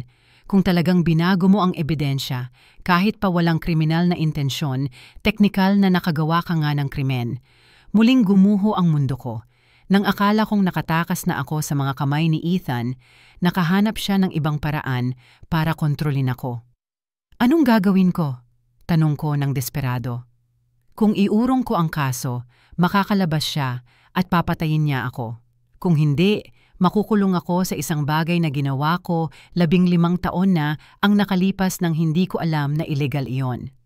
"Una, kalma ka muna," sabi ni Brenda sa akin. "Pangalawa, sisiyasatin natin ng eksakto kung anong mga dokumento ang hawak ng anak mo at kung paano niya ito nakuha. At panghuli, hahanapin natin ang mga paraan para mabawasan ang legal na pinsala kung lumabas na may ebidensya talaga laban sa iyo." Ang mga sumunod na araw ay naging bangungot sa legal na investigasyon. Nakipagtulungan si Brenda sa isang pangkat ng mga abogado na dalubhasa sa mga lumang kaso para suriin ang buong talaan ng kaso ng Williams. Samantala, namuhay ako sa patuloy na takot, hinihintay na dumating sila at arestuhin ako anumang sandali. Si Clarice ang aking kaligtasan sa mga madilim na linggong iyon. Hindi lang niya ako pinagtaguan sa bahay niya, naging kapatid din siya na hindi ko kailanman nagkaroon. Bawat gabi, uupo siya sa tabi ko habang umiiyak ako, maghahanda ng tsaa na gawa sa chamomile para makatulog ako at palagi niya akong pinapaalalahanan na hindi ako nag-iisa. Ano man ang mangyari, sasabihin niya sa akin, haharapin natin ito ng magkasama. Hindi ka na ang babaeng natatakot na nakatira sa ilalim ng terorismo ng anak niya, pero pakiramdam ko ay ako nga ang babaeng iyon na natatakot. Naisagawa ni Ethan ang gusto niya. Binalik niya ako sa kalagayan ng takot at kawalan ng pag-asa na naging buhay ko sa loob ng 3 taon. Isang linggo ang lumipas, dumating ang pangalawang liham na mas malupit pa kaysa sa una. Nakikita kong hindi mo pa natutunan ang aral mo, ma. Nakikita kong inakala mo pa rin na kaya mo akong suwayin. Ayos lang. Ngayon, malalaman ng lahat kung anong klaseng tao ka talaga. Kasama ng liham, may isang sobre na may mga litrato.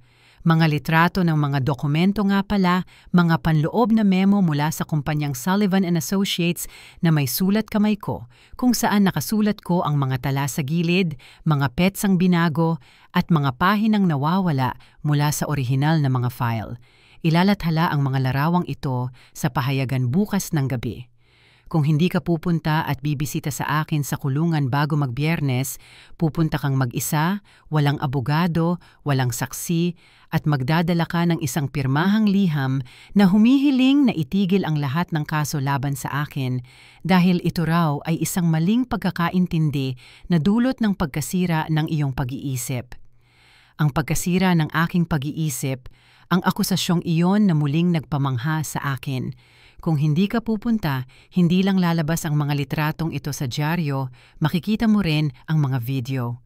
Mga video? Anong mga recording? Akala mo ba hindi ko alam na naglagay ka ng mga kamera sa bahay? Ma, akala mo ba ganun ako katanga? May recording din ako. Mga recording ng pagtanggap mo ng pera mula sa mga kliyente sa firm, pera na hindi mo kailanman iniulat bilang kita. Pag-iwas sa buwis. Ma, isa pang taon sa bilangguan. Sa pagkakataong ito, hindi lang ito blackmail, ito ay isang ganap na digmaang psikolohikal. Matagal nang naghahanda si Ethan para sa ganitong sitwasyon, ilang buwan, baka ilang taon. Nakalikom siya ng ebidensya, pinagplanuhan ang bawat galaw at inasahan ang pag-aaklas ko. Nang basahin ni Brenda ang pangalawang liham, naging seryoso ang kanyang mukha. Monica, kailangan kong malaman ang buong katotohanan tungkol sa panahong nasa firm ka, anumang nagawa mo, anumang hindi regular na sitwasyon, anumang perang natanggap mo bukod sa sahod mo. Sinabi ko sa kanya ang tungkol sa mga cash na bonus tuwing Pasko na binibigay sa akin ni Mr. Sullivan taon-taon. Pera na hindi ko kailanman idineklara dahil inakala kong personal na regalo iyon. Sinabi ko sa kanya ang mga pagkakataon na binigyan ako ng cash tips ng mga pasasalamat na kliyente para sa espesyal na serbisyo.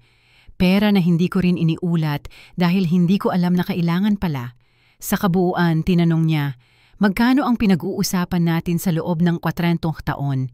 Siguro $1,000, sabi ko nang may hiya. Mabilis na kinuwenta ni Brenda kasama ang interes at multa. Nasa humigit kumulang $40,000 ang utang namin sa buwis. Pero ang pinakamalubhang bagay ay teknikal itong pag-iwas sa buwis. Nakabuo ang anak ko ng perpektong patibong. Kung iuulat ko siya, sisirain niya ako gamit ang ebidensya ng sarili kong mga pagkakamali.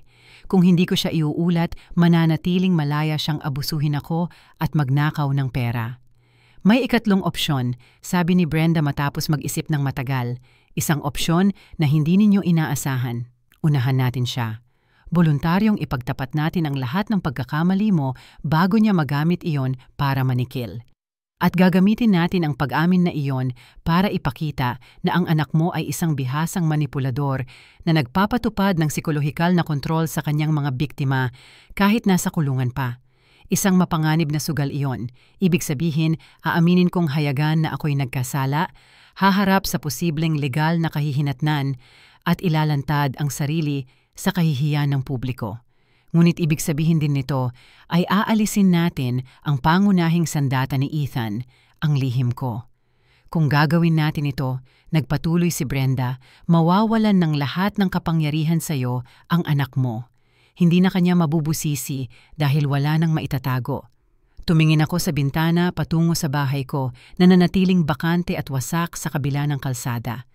Ang bahay na iyon ang kumakatawan sa nakaraan ko, sa mga pagkakamali ko, sa mga takot ko, pero kumakatawan din ito sa hinaharap ko, sa kalayaan ko, sa pagkakataon kong magsimulang muli. Sige, gawin na natin, ang sa wakas kong sabi sa kanya. Pagod na akong mabuhay sa takot, pagod na akong kontrolin ng anak ko ang buhay ko mula sa kulungan. Ngumiti si Brenda. Bukas, bibigyan natin si Ethan ng pinakamalaking sorpresa sa buhay niya. Mas mabilis dumating kaysa sa inaasahan ko ang araw na nagpasya kaming lumaban. Inorganisa ni Brenda ang isang press conference para sa 2:00 ng hapon kung saan kusang loob kong ikokumpisal ang lahat ng aking mga nakaraang pagkakamali bago pa man magamit ni Ethan ang mga ito laban sa akin. Isang mapanganib na estratehiya iyon, ngunit iyon lang ang aming pagkakataon na makuha muli ang kontrol sa sitwasyon. Nang umagang iyon, nagising ako na may kalinawan ng isip na matagal ko nang hindi naramdaman. Sa unang pagkakataon mula nang maaresto si Ethan, hindi ako natakot. Nakagawa ako ng desisyong magbabago sa buhay ko magpakailanman. At sa kakatuwang paraan, nakaramdam ako ng kapanatagan dito.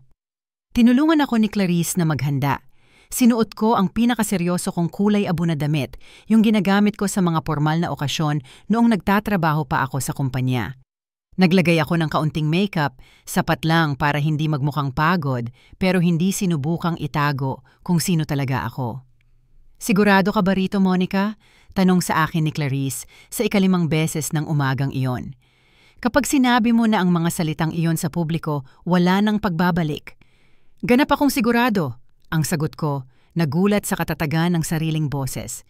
Sa loob ng 3 taon, namuhay ako bilang bilanggo sa sariling bahay dahil sa takot sa mga kahihinatnan. Hindi ako mananatiling bihag ng aking mga nakaraang pagkakamali. Noong tanghali, tinawagan ako ni Brenda ng hindi inaasahang balita. "Monica, may nangyaring pambihira. Gusto kang kausapin ni Rafael Miller, ang boss ni Ethan sa kumpanya, bago ang press conference. Si Rafael ang taong nakadiskubre sa mga pagnanakaw ni Ethan. Siya rin ang naging maputla nang malaman ang katotohanan. Hindi ko maintindihan kung bakit gusto niyang kausapin ako." Nagkita kami sa opisina ni Brenda. Si Rafael ay isang lalaking nasa edad 50, may kulay abo ang buhok at may presensyang naghihikayat ng paggalang. Nang makita niya akong pumasok, agad siyang tumayo mula sa kanyang upuan. "Jung Davis," wika niya sa akin nang may mainit ngunit seryosong tinig. "Una, gusto kong humingi ng paumanhin. Kung mas mahusay kong nasuperbisa si Ethan, kung pinansin ko ang mga babala, marahil ay naiiwasan sana naming ikaw ay magdusa ng husto." Nagulat ako sa kanyang mga salita. "Wala kang paraan para malaman kung ano ang nangyayari sa bahay ko." "Marahil nga," wika ni Rafael habang umuupo sa harap ko. "Ngunit may paraan ako para malaman na may kakaiba sa pananalapi ng kumpanya. Hindi nagsimula ang pagnanakaw ng anak mo 6 na buwan ang nakalipas. Nagsimula ito 2 taon na ang nakalipas." Natigil ang puso ko. 2 taon? 2 taon? Kinumpirma ni Rafael. Maliliit na halaga noong una, napakaliit kaya inisip naming dahil lang iyon sa mga pagkakamali sa accounting. Pero nang magsimula kaming mag-imbestiga matapos ang reklamo mo, nadiskubre naming sistematiko na siyang nagnanakaw ng matagal na panahon. Yumuko si Brenda. "Magkano na ang pinag-uusapan nating pera sa kabuuan?" $130,000, sabi ni Rafael, na diretso sa mga account na kontrolado niya, kasama na ang bank account mo. Naramdaman kong naiilangan. Hindi lang ako naging biktima ng pisikal at psikolohikal na pang-aabuso, kundi pati na rin ng hindi ko namamalay na pagiging kasangkapan sa isang malawakang pagnanakaw sa loob ng 2 buong taon. "Pero may iba pa," nagpatuloy si Rafael. "Nang maaresto si Ethan, nagpa siya ang aming legal na departamento na magsaliksik ng mas malalim. Natuklasan naming nagpeke siya ng mga ulat, minanipula ang mga kontrata at nagbebenta pa nga ng kumpidensyal na impormasyon ng kumpanya sa mga kakumpetensya." "Bakit ninyo ito sinasabi sa akin?" tanong ko. Ngumiti si Rafael sa unang pagkakataon mula nang magsimula ang pag-uusap. "Dahil gusto ka naming alukin ng trabaho, Ginang Davis, isang trabaho. Sa aming investigasyon, sinuri namin ang iyong kasaysayan sa trabaho. 40 taon sa Sullivan and Associates, walang kapintasang mga referensya, karanasan sa mga komplikadong kaso. Kailangan namin ng isang taong may karanasan mong katulad para tulungan kaming muling buuin ang lahat ng winasak ng anak mo. Hindi ako makapaniwala sa naririnig ko. Sa halip na harapin ang pag-aresto at kahihiyan sa publiko, inaalok sa akin ang pagkakataong magsimulang muli. Ang sahod ay $4,000 bawat buwan, patuloy ni Rafael. kasama ang benepisyong pangkalusugan at isang espesyal na kompensasyon na $50,000 bilang pagkilala sa pinsalang hindi sinasadya naming idinulot sa iyo. $4,000 kada buwan ay higit sa 3 beses ng aking kasalukuyang pensyon at $50,000 bilang kompensasyon. Bigla, hindi na mukhang ganoon kalabo ang aking hinaharap. Ngunit may isang kondisyon, dagdag ni Rafael. Kailangan naming magpatotoo ka sa paglilitis ng iyong anak. Mahalaga ang iyong testimonya upang matiyak na mababayaran niya ang lahat ng kanyang mga krimen, hindi lamang ang mga ginawa niya laban sa iyo. Siyempre, sabi ko ng walang pag-aatubili, gagawin ko ang lahat ng kailangan. Sa 2:00 ng hapon, puno ang silid pampahayagan ng mga mamamahayag, kamera at mikropono. Inimbitahan ni Brenda ang lahat ng lokal na media at ipinaliwanag na magbibigay ng mahalagang pahayag mula sa kulungan ang isang biktima ng karahasan sa tahanan tungkol sa pananakot. Nang umupo ako sa harap ng mga kamera, naramdaman ko ang ibang takot kaysa sa naranasan ko sa loob ng maraming taon. Hindi ito takot kay Ethan, hindi ito takot sa mga pananakit o sa mga banta. Takot ito sa kalayaan. Takot sa responsibilidad na maging may-ari ng sarili kong buhay.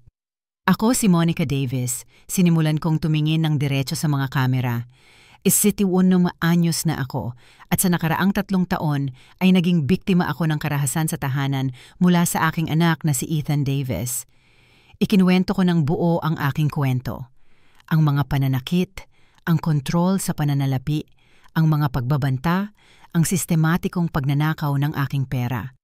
Ngunit sinabi ko rin ang bahagi na inaasahan ni Ethan na itatago ko. Sa loob ng 40 taon kong pagtatrabaho bilang sekretarya sa law firm na Sullivan & Associates, nagkamali ako. Sinabi ko, habang nararamdaman kong tumitibay ang aking boses sa bawat salita. Mga pagkakamaling hindi ko alam na ilegal noon, ngunit ngayon ay kinikilala ko na. Ipinaliwanag ko ang kasong Williams, ang mga binagong dokumento, ang perang hindi naiulat, lahat, wala akong itinago. Nadiskubre ng anak ko ang mga pagkakamaling ito at ginagamit niya ang mga ito para blackmailin ako mula sa kulungan. Binalaan niya akong ilantad ako sa publiko kung hindi ko aatrasin ang mga kaso laban sa kanya. Nandito ako ngayon para agawin sa kanya ang sandatang iyon. Mas pipiliin kong harapin ang kahihinatnan ng aking mga pagkakamali kaysa magpatuloy na maging biktima ng kanyang manipulasyon. Ganap na katahimikan sa silid. Masigasig na nagnonota ang mga mamamahayag. Nire-record ng mga kamera ang bawat salita. Nais kong magpadala ng mensahe sa lahat ng kababaihang inaabuso ng kanilang mga anak na lalaki, asawa o kapareha. Ipagpatuloy ko.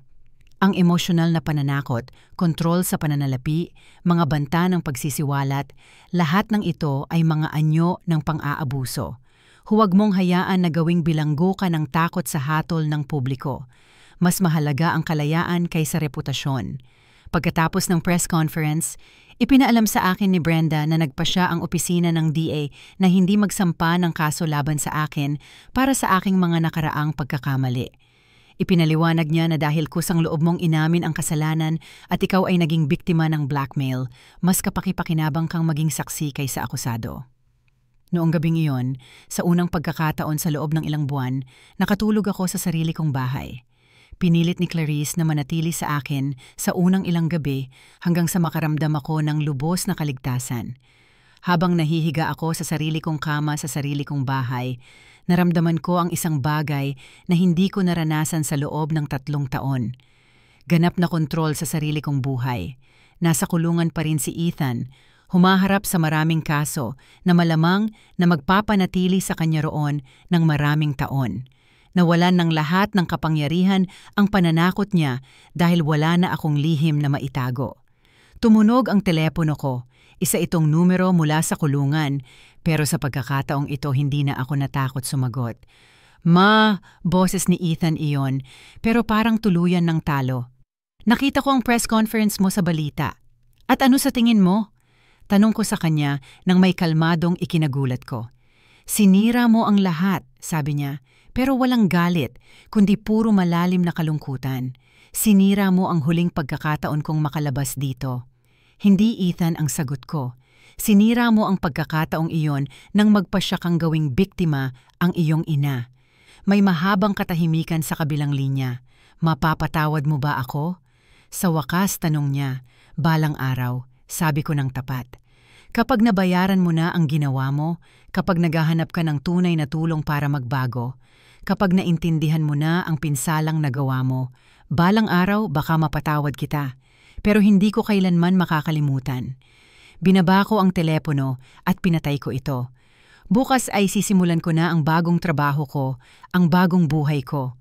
Pero noong gabing iyon, gusto ko lang matulog ng payapa sa sariling bahay nang walang takot, walang banta, walang pananakot. Sa unang pagkakataon sa loob ng 3 taon, ako'y lubos na malaya. At kahit na masakit ang daraanan, kahit na kinailangan kong harapin ng hayag ang sarili kong mga pagkakamali, at kahit na tuluyan kong nawala ang relasyon ko sa anak ko, alam kong tama ang aking desisyon. Natutunan ni Ethan na ang mga biktima ay maaaring maging matatag, na nawawalan ng kapangyarihan ang mga lihim kapag nailantad na sa liwanag, at na ang katarungan, kahit mabagal, ay dumarating din sa huli. At natutunan ko na hindi kailanman huli para mabawi ang sarili mong buhay, gaano man karaming taon kang namuhay sa anino. Ito ang aking kwento ng kalayaan. Isang kwento na sana'y magbigay inspirasyon sa ibang kababaihan na sirain ang sarili nilang tanikala kahit sino pa ang naglagay nito sa kanila